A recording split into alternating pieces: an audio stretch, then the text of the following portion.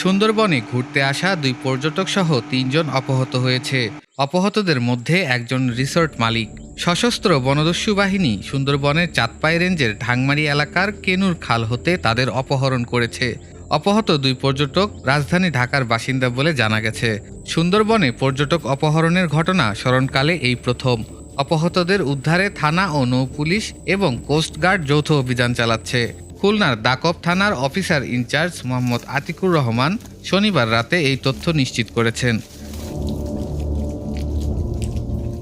বন বিভাগ ও স্থানীয় সূত্র জানায়, শুক্রবার নারী পুরুষ সহ ৪ জন পর্যটক ঢাকা থেকে সুন্দরবনে ঘুরতে আসেন। এদিন দুপুরে তারা সুন্দরবনের ঢাংমারি এলাকার রিসোর্ট গোল কাননে ওঠেন। বিকেলে গোল কানন রিসোর্ট মালিক শ্রীপতি বাসার সহ ৪ জন পর্যটক নৌকায় চড়ে বনের ছোট খালে ঘুরতে বের হন।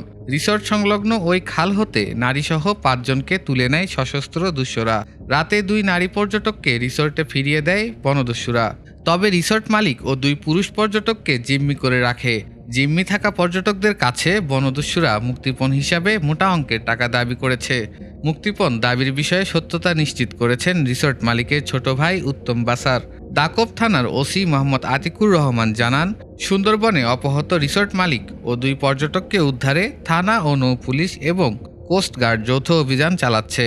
অপহৃত ২ পর্যটকের নাম মোহাম্মদ সোহেল ও জনি বলে জানা গেছে। তাদের বাড়ি ঢাকায়। এ ঘটনা শুনেছেন বলে জানিয়েছেন বন বিভাগের ঢাংমারি স্টেশন কর্মকর্তা সুরজিৎ চৌধুরী। বনে পর্যটক অপহরণের ঘটনায় শনিবার দিনব্যাপী রিসোর্ট এলাকায় কোনো ট্যুর নৌযান কিংবা পর্যটক যাতায়াত করেনি। পর্যটকদের মধ্যে আতঙ্ক ছড়িয়ে পড়েছে বলে জানিয়েছেন স্থানীয়রা।